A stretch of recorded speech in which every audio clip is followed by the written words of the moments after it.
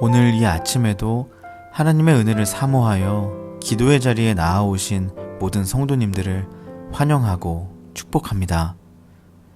이 아침 우리에게 주신 하나님의 말씀은 구약성경 레위기 26장 14절부터 26절까지의 말씀입니다. 그러나 너희가 내게 청종하지 아니하여 이 모든 명령을 준행하지 아니하며 내 규례를 멸시하며 마음에 내 법도를 싫어하여 내 모든 계명을 준행하지 아니하며 내 언약을 배반할진대 내가 이같이 너희에게 행하리니 곧 내가 너희에게 놀라운 재앙을 내려 폐병과 열병으로 눈이 어둡고 생명이 쇠약하게 할 것이요 너희가 파종한 것은 헛되리니 너희의 대적이 그것을 먹을 것임이며 내가 너희를 치리니 너희가 너희의 대적에게 패할 것이요 너희를 미워하는 자가 너희를 다스릴 것이며 너희를 쫓는 자가 없어도 도망하리라. 또 만일 너희가 그렇게까지 되어도 내게 청종하지 아니하면 너희의 죄로 말미암아 내가 너희를 7배나 더 징벌하리라. 내가 너희의 세력으로 말미암은 교만을 꺾고 너희의 하늘을 철과 같게 하며 너희 땅을 놋과 같게 하리니 너희의 수고가 헛될지라. 땅은 그 산물을 내지 아니하고 땅의 나무는 그 열매를 맺지 아니하리라. 너희가 나를 거슬러 내게 청종하지 아니할진대 내가 너희의 죄대로 너희에게 7배나 더 재앙을 내릴 것이라. 내가 들짐승을 너희 중에 보내리니 그것들이 너희의 자녀를 움키고 너희 가축을 멸하며 너희의 수요를 줄이리니 너희의 길들이 황폐하리라. 이런 일을 당하여도 너희가 내게로 돌아오지 아니하고 내게 대항할진대 나 곧 나도 너희에게 대항하여 너희 죄로 말미암아 너희를 7배나 더 치리라. 내가 칼을 너희에게로 가져다가 언약을 어긴 원수를 갚을 것이며 너희가 성읍에 모일지라도 너희 중에 연병을 보내고 너희를 대적의 손에 넘길 것이며 내가 너희가 이루어야 하는 양식을 끊을 때에 10 여인이 한 화덕에서 너희 떡을 구워 저울에 달아주리니 너희가 먹어도 배부르지 아니하리라. 아멘. 오늘 본문은 어제의 내용과는 상반되는 흐름으로 전개됩니다. 하나님께서는 순종하는 자들에게는 좋은 것을 허락하시지만 불순종하는 자들에게는 징계를 내리신다고 말씀합니다. 본문은 그 징계를 다음과 같이 나열하고 있습니다. 폐병과 열병으로 눈이 어둡고 생명이 쇠약하게 될 것, 파종한 것이 헛되게 될 것, 대적에게 수탈당하게 될 것, 미워하는 자의 지배를 받게 될 것, 쫓는 자가 없음에도 도망하는 인생을 살게 될 것. 이는 어제 본문에서 본 순종하는 자가 받을 수 있는 복과 완전히 상반된 내용입니다. 하나님께 순종할 때 하나님께서 우리를 먹이셔서 살아가게 하셨고 수확의 결실을 풍성하게 주셨고 우리를 보호하셨고 함께해 주셨는데 불순종하면 그 모든 것을 다 빼앗아 가시는 것입니다. 어제와 전혀 다른 분을 우리가 보고 있는 것 같지 않으십니까? 어제는 그토록 우리를 향한 사랑이 느껴지는 분이셨는데 오늘은 이토록 우리를 저주하시는 모습으로 나타나시다니.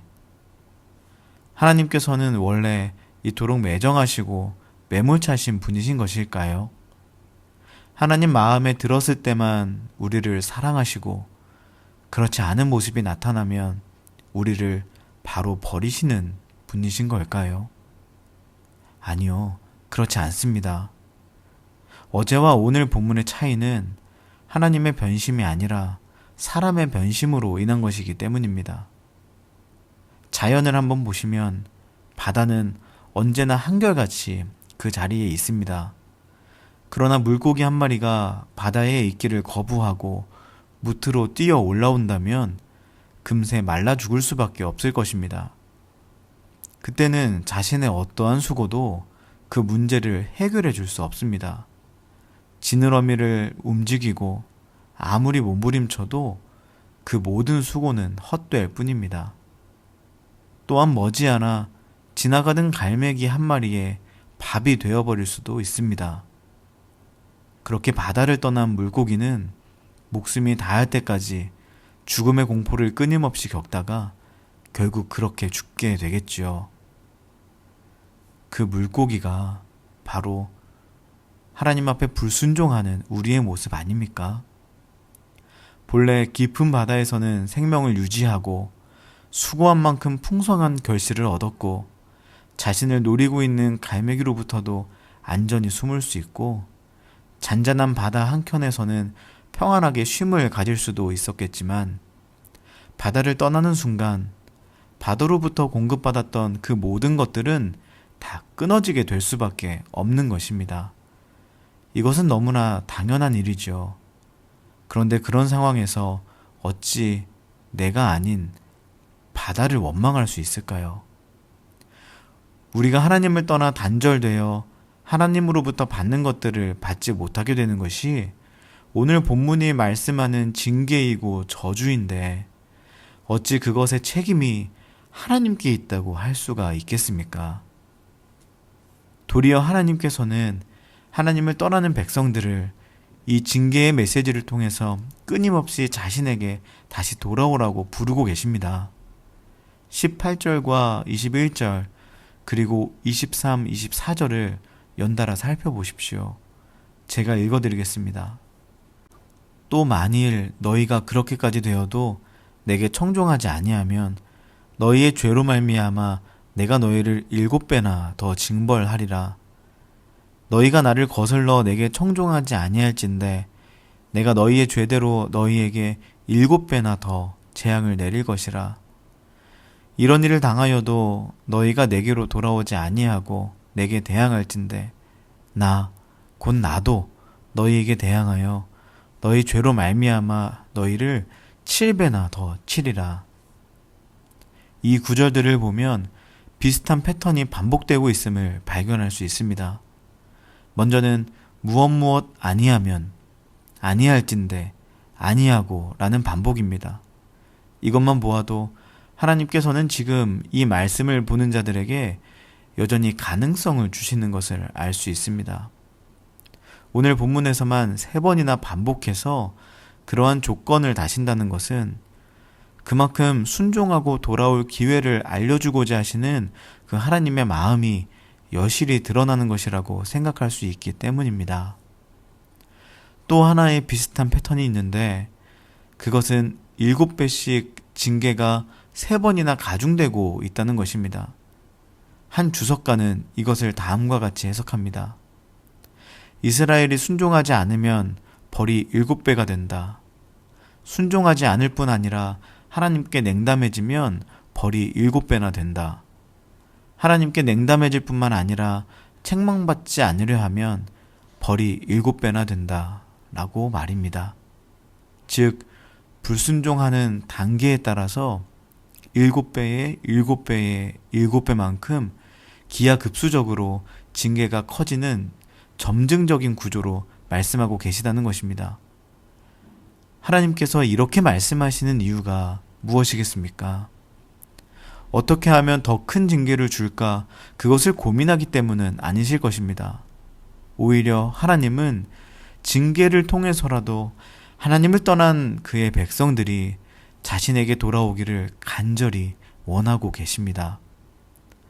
하나님이 우리를 사랑하시는 만큼 우리가 하나님을 떠날 때 우리가 깨닫고 돌아올 수 있도록 그에 걸맞은 징계를 주시는 것이죠.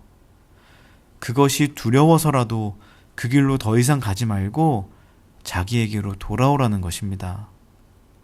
참으로 우리를 향한 하나님의 집요한 사랑 아닙니까? 우리가 하나님과 떨어져 그 사랑을 알아들을 수 없게 되니까 징계를 통해서라도 그 사랑을 전하시겠다는 그 하나님의 모습이 참으로 애잔합니다. 사랑하는 여러분, 오늘 이 아침 우리가 그 하나님의 마음을 더 깊이 이해할 수 있는 은혜가 있기를 간절히 소망합니다.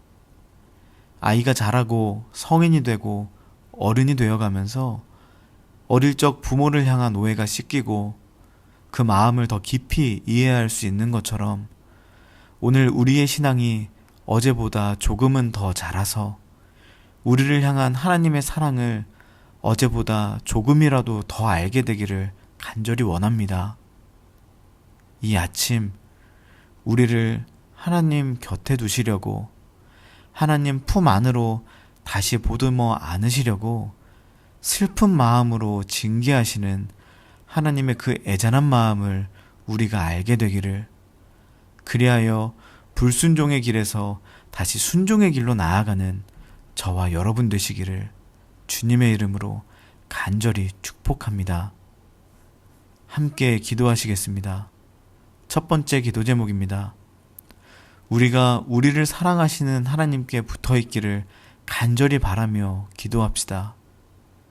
내 삶에 하나님과 단절된 모든 영역들이 다시 하나님께 속하기를 원합니다. 하나님을 떠나 살고자 하는 내 안에 있는 이 악한 마음을 불쌍히 여기시고 나를 다시 하나님 품으로 인도하여 주옵소서. 두 번째 기도 제목입니다. 오늘 어제보다 더 우리의 신앙이 자라기를, 그리하여 하나님 아버지의 마음을 더 이해할 수 있기를 간구합시다. 하나님, 우리를 사랑하시는 하나님의 마음을 더 잘 이해하기를 원합니다. 어린아이가 어른으로 자라면서 부모로부터 받은 사랑의 깊이와 너비를 알아가듯이 우리를 징계하시면서까지 사랑하신 하나님 아버지의 마음을 더 알아가는 오늘 이 하루가 되게 하여 주옵소서. 세 번째 기도 제목입니다. 오늘부터는 청년부 여름 수련회가 시작됩니다. 이 시간 사랑하는 청년들을 위해 기도해 주십시오. 하나님, 끊임없이 우리를 불순종하게 만드는 이 세상의 흐름을 따르기를 거절하고 오직 예수 그리스도를 위하여 담대히 세상에 맞서는 우리 청년들 될 수 있도록 은혜를 부어 주시옵소서. 이 세상에 살면서도 하나님 나라를 꿈꾸며 소망하는 청년들이 되게 하옵소서. 그리고 마지막으로 우리 개인의 기도 제목을 놓고 우리 가정과 사귐의 교회를 위하여, 나라와 열방을 위하여 한 마음과 한 뜻으로 기도하며 나아가겠습니다. 함께 기도하시겠습니다.